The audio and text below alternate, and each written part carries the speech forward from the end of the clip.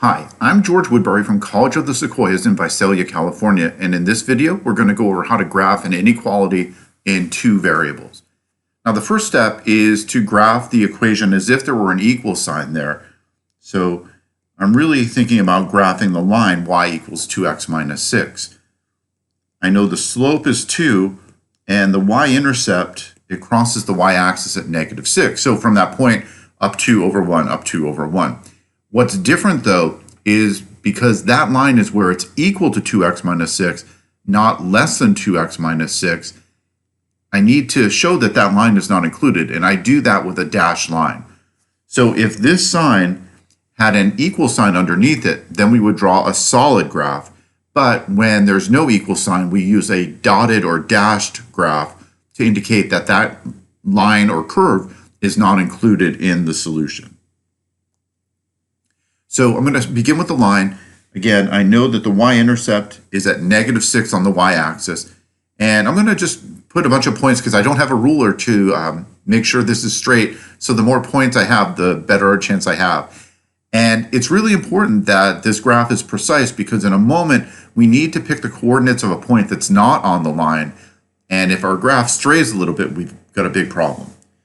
Up 2 over 1, up 2 over 1. Up 2 over 1.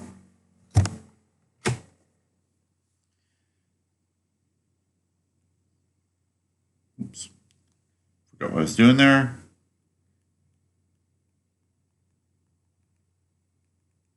Dash line.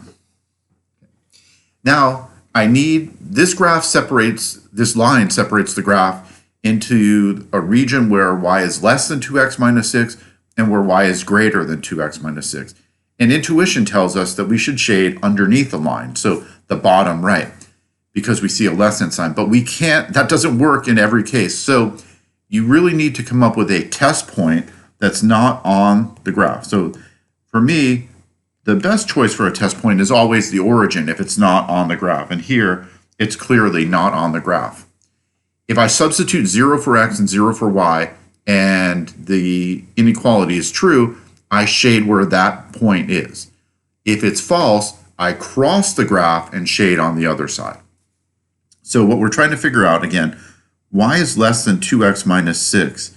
Is 0 less than 2 times 0 minus 6? Well, that right side works out to be negative 6, and that is a false statement. 0 is not less than negative 6.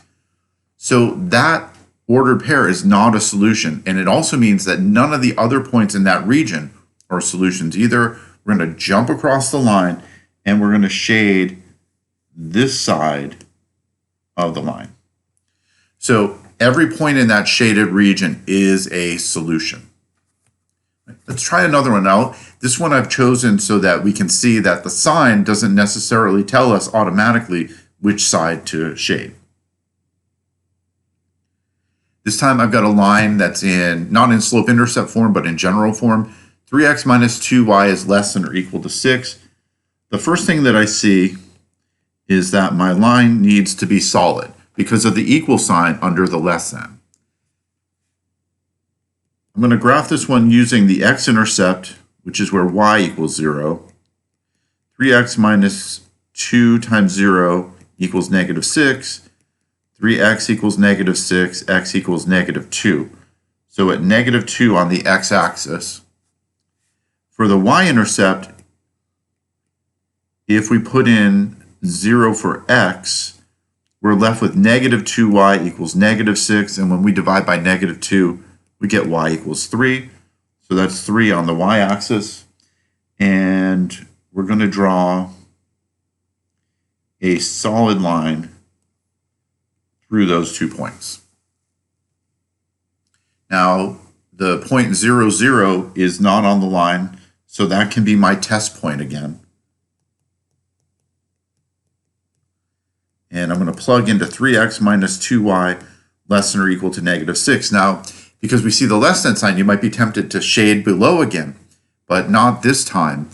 When I substitute in 3 times 0 minus 2 times 0 less than or equal to negative 6, the left side becomes 0, and 0 less than negative 6 is false.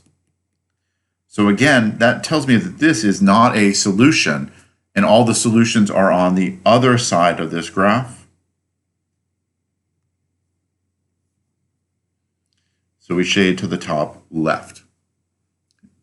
So that is a quick introduction to linear inequalities in 1 and 2 variables. In the next video, we'll take a look at what happens when the inequality involves something not linear.